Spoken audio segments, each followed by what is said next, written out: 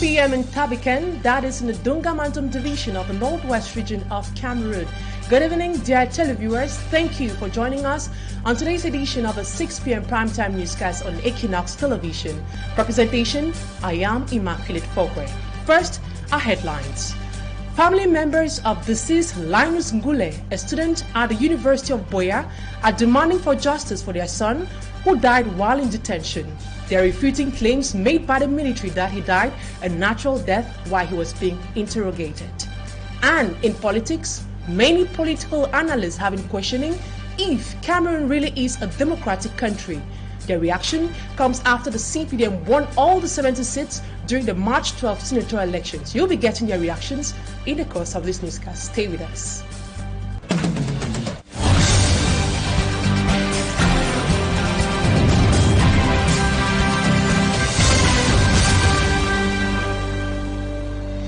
Once more, good evening, dear televiewers. Thank you for staying with us on today's edition of the 6 p.m. primetime newscast.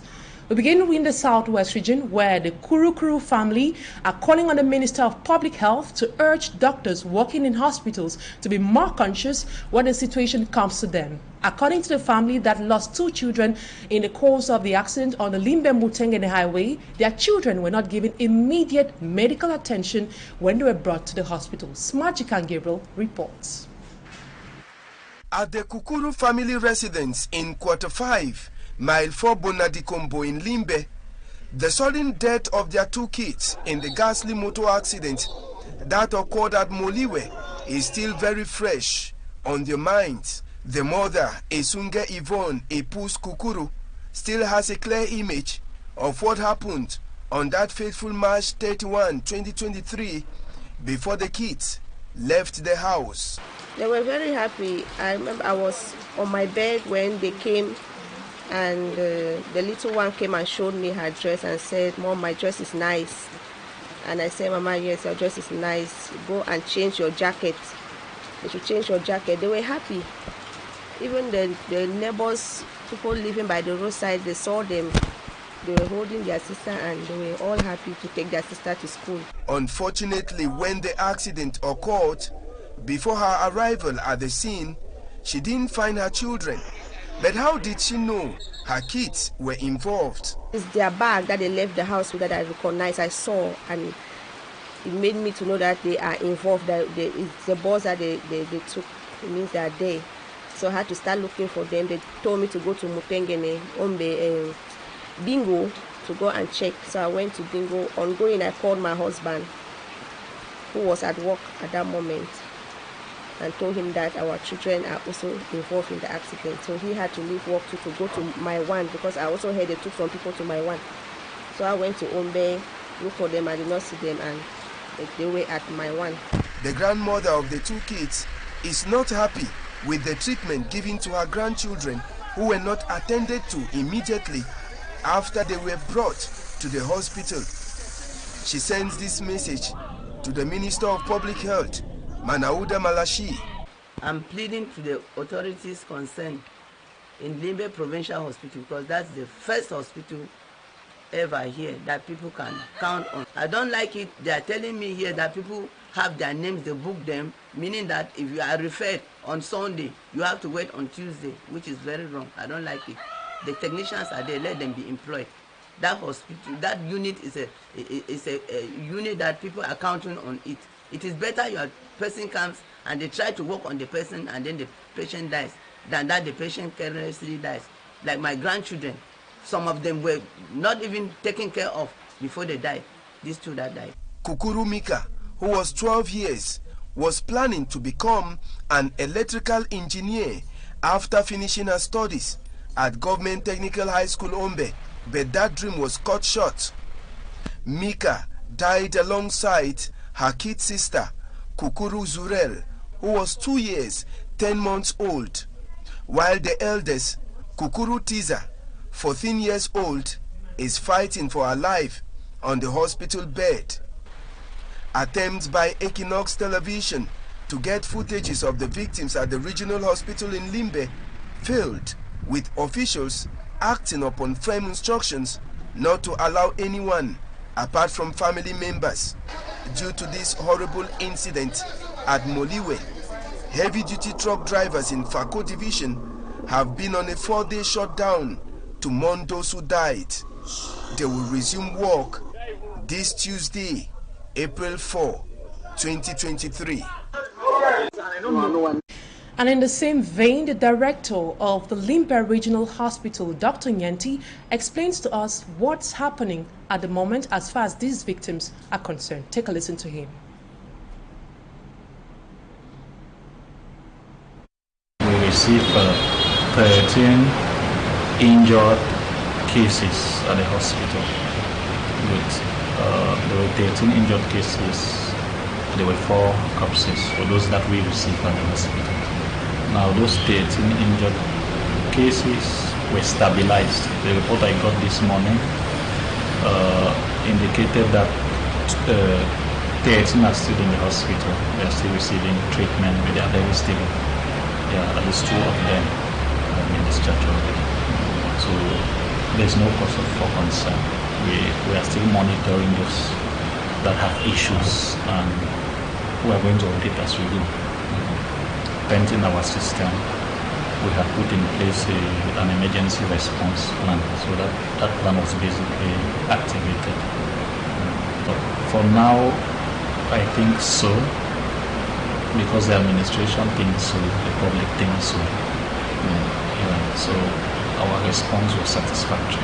That's the bottom line. Very, very difficult question. So to that I will just say I believe in independent investigation. So they can come and see for themselves how ready and responsive the hospital is. A lot of things have changed, right? I don't want to tell them that this has changed, this has changed. I want them to independently witness. But in Regional Hospital Limbe, we will put our patients first. You just listened there to Dr. Nyenti. He is the director of the Limbe Regional Hospital, and he was telling us about the situation of victims of that accident that occurred in that part of Cameroon. Now we stay in the southwest region, but this time around something else. The family of the deceased Linus and Gilly, a student of the University of Buea who died while in custody, is demanding for justice. Guley was accused of aiding terrorist activities in the southwest region. Human rights advocate Barrister Agbobala Congo is equally demanding that an autopsy be carried out to determine the real cause of his death. According to the military, Guley died a natural death. Innocent Aze reports on that story. The mortal remains of Linus and Gilly, the level 400 students of international relations in the University of Buea, is yet to be laid to rest, as relatives have been seeking for justice. Linus, according to friends and relatives, was arrested by security forces on March 15, alongside another student, Mbozures Aqua of the University of Buea still. Over accusations, he was assisting separatist fighters. Unfortunately, Linus died same day in custody. Relatives since then have been asking to know what actually killed their son to no avail. 5 days after, following reports on the silence of the University of Buea on the arrest and death of one of his students under unclear circumstances, the Vice-Chancellor, in a press release signed March 30 on behalf of the university, affirmed 2 of their students were apprehended by forces of law and order. Purpose: to assist them in their investigation of some terrorist activities. Unfortunately, Linus and Gilly died while in custody. Shocked by this, the relatives of Linus debunked their son had anything to do with terrorist activities. Not believing Linus died a natural death, the family demanded for an autopsy to be conducted. They were backed by the Facebook post of the rights advocate, Barrister Agbobala Congo. A piece of the post reads, "We call for an independent medical expert to undertake an autopsy to ascertain the cause of the death of Linus. We call on Semil to fully cooperate and provide all the necessary support to ensure a seamless process. The representatives of the family of the deceased student should be involved at all stages of the said autopsy." In the UB press release, the Vice-Chancellor noted that they had been informed An autopsy has been ordered to be carried out in the presence of the family to ascertain the cause of Ngule's death. Meantime, the other student, Mbo Zures, is still in custody. Barrister Agbobala, in the same Facebook post, asked Semil to immediately hand him over to the competent authorities for any investigation and must be provided with a counsel of his choice to assist him in the process. And still on our human interest page, the people of Tali, a locality in Tinto in Mangu division of the Southwest region, decry the problem of bad roads, lack of electricity and rising insecurity in the area. The population complained that due to these challenges, development has been very stagnant. They say the situation is further worsened by the absence of a traditional ruler for at least 7 years. Details of the plights faced by the population of Taliwan in this report compiled by Malaglory. This is Taliwan village in Tinto, a locality in the southwest region. Bad roads, lack of electricity and potable water are some of the challenges added to the rising insecurity in the area. In this my area, we have 3 major problems: roads, potable water, and electricity, as you people can notice. We decided to put up these 2 phases of installation because of the security challenges and the route. The route is impracticable. So we, the administration and the Etat Major, we could not easily access the route and brave the earth to Tali. So today we're here to install the chip. This has made life difficult for the inhabitants, especially those plying the road daily. The people say insecurity resulting from the Anglophone crisis and infighting has kept the village for 7 years without a traditional ruler. Recently, the divisional officer for Tinto arrived at Taliwan village for the installation of a new 3rd class chief, Chief Akobaye, to stabilize peace and bring development in the locality. The newly installed chief was called upon to collaborate with local administrative authority, but most importantly, the traditional council and even the development association, the Taliwan Development Association, so that they could work for the betterment of the people. And we also requested him that according to the 1977 decree, he is bound to reside in Taliwan village. Chief Akobaye, after the coronation process, promised that the suffering of his people will be a thing of the past. I think with my dynamism, that is what I'll embark on, to see that the suffering of my people will be resolved, and so that this community should be a better community for life. The people now hope the local government put in place will bring development in the village through good roads, electricity and constant flow of water. Malaglari reporting there on some of the challenges faced by the population of Tintawan, that is in the southwest region of Cameroon. Now we talk politics. The opposition in Cameroon continues to suffer humiliation from the ruling Cameroon People's Democratic Movement (CPDM) party at the upper house of parliament. Opinion leaders and analysts say the opposition made a total renaissance to be able to stand the political fight in Cameroon. More with Fomi Armstrong Sanda. Formed in 2013, 17 years after the 1996 constitutional amendment, the Senate has been a veritable avenue for the ruling CPDM party to humiliate and make nonsense of the opposition in Cameroon. The party grabbed all 30 appointed and 56 elected seats in 2013, leaving just 14 for the opposition Social Democratic Front, VSDF. And in 2018, the CPDM party again dealt with the opposition, confining the SDF within the northwest region with just 7 elected seats. In his appointment of 30 others, the president in 2018 chose to compensate the UPC party, the UNDP and the MDR political parties with a seat each, making a total of 10 for the opposition at the upper house of parliament.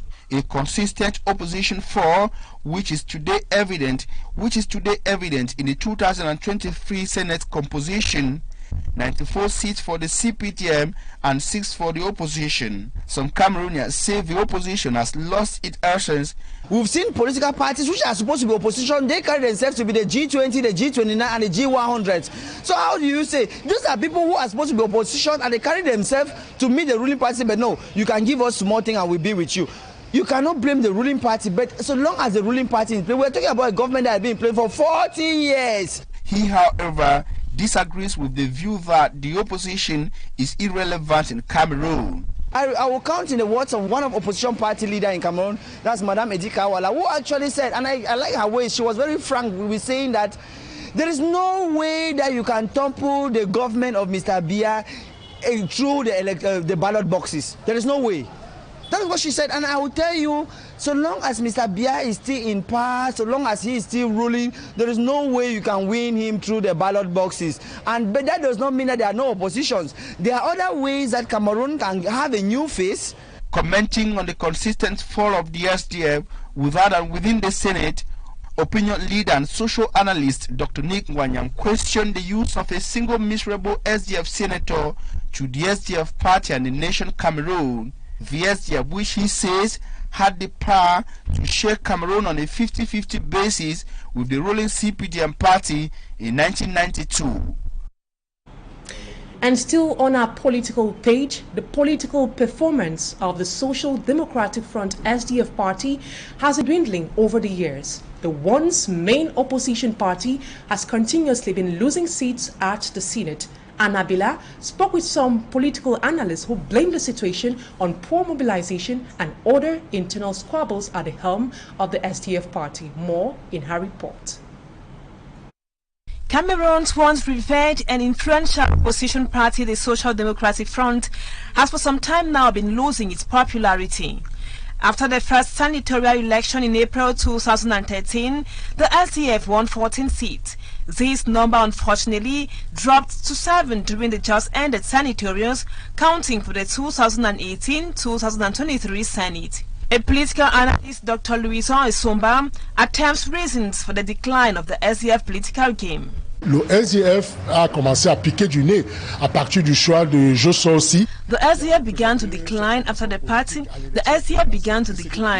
choice of Joshua Osei, who represented the party during the presidential elections, and the faction of the party also which recently took Nous and Gilly to court. All of those caused the SDF to go further down the drain. Une faction qui a entraîné le leader de cette formation politique devant les tribunaux. Donc, the SDF, at the mercy of the head of state, got one of their militants appointed by President Paul Biya among the 30 senators. If not for the appointment of Senator Vanigasen Moshengrin, the SDF would have bid farewell to the Senate. La capacité de ressources, la capacité à mobiliser, parce qu'il y a des ressources en politique qui peuvent permettre à the capacity to get resources, be able to mobilize. There are resources needed to ensure that a party is constant with time. But what we notice with the SDF is that they haven't been constant with mobilization. In 1972, the SDF controlled several councils, but now they have lost credibility. Et plus le temps passe, ils perdent du crédit. The seemingly failure of the Social Democratic Front is blamed on the 6-year continuous conflict in the northwest and the southwest regions, plus the internal conflicts within the party, not necessarily connected with the succession of Nous and Gilly at the head of the SDF. And a similar story, the configuration of the Senate has provoked debate on the democracy of Cameroon. A political scientist analyzes the one-party state and what impact it will possibly have. More with Babila Jonathan. The overwhelming majority of the ruling Cameroon People's Democratic Movement (CPDM) political party in the upper house of parliament has triggered questions on the democratic move of Cameroon. L'échec de la démocratie camerounaise en réalité est problématique. Political scientist Abdundam thinks that the present configuration of the Senate reveals democratic failure, but it does not change the fact that La vocation d'un parti politique, c'est de tout gagner. the prime goal of a political party is to conquer everything. And this is why Au sein du conseil régional sur 10, il contrôle 9. the CPDM has majority of municipal councils, majority in regional councils, majority in the lower house of parliament, and 94 senators, plus 6 allies in the upper house of parliament. Est-ce que cette monopolisation du Parlement camerounais n'est pas une occasion pour interpeller l'opposition? It also puts to question the capacity of the opposition to oppose the ruling party. Le problème de la restructuration de l'opposition pour empêcher à ce que, au niveau de la base, opposition parties have to go to the grassroots, that is, the municipal and regional elections, to turn the tide. From politics, we now talk health. Health reports in Cameroon reveal that 300 children are born autistic each year in Cameroon, with about 100,000 cases identified so far. Civil society actors in the city of Douala have brought together health experts who are concerned with the disease and would love to help parents with autistic children. AC Lucy with that health report. Reports published by World Health Organization reveal that 1 out of 100 children in the world have autism. Autism, a serious developmental disorder that impairs the ability to communicate and interact, has been a serious challenge to parents with autistic children. He hears, but he speaks a little, just a bit. And then I discovered that the child is an autism. I was very depressed. I have many challenges. I even lost my job because of taking care of him. I am a parent of an autistic child myself. So after all what I went through about autism, discrimination, denial, rejection, and all of that. And when I came here in Cameroon, I saw the way that they were treating children with autism. That really touched my heart, and that is why I've decided to put in place the kind of support. Official statistics in Cameroon show that 300 children are born autistic each year, with more than 1,000 cases identified. Related to the patient and the family are usually pregnancy with difficulties, for example, risk of abortion during the pregnancy, fever during the pregnancy, difficulty in delivery also contribute to autism, but mainly genetic risk factor. Usually children with autism have genetic mutation that predispose them to later on develop the disease. The risk factors, according to medics, are linked to the environment. Environmental risk factor, we have exposure to heavy metals, exposure to electromagnetic wave, exposure to neonatal infection at young age, exposure to pollution, to air pollution. A disease medical experts have found no cure, but say multidisciplinary care promotes a certain evolution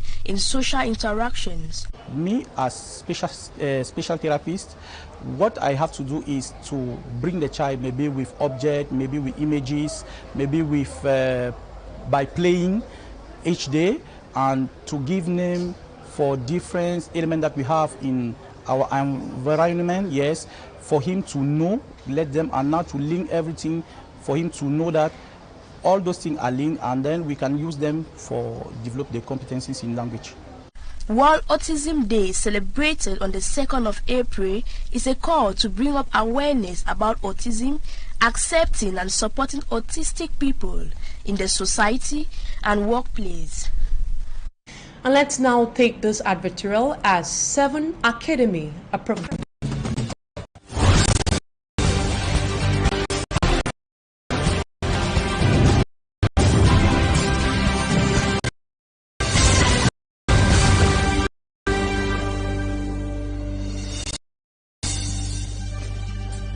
Entrepreneur skills is their major objective. More of this advertorial with Asia Lucy Liengu. Interested in starting a new career in tech?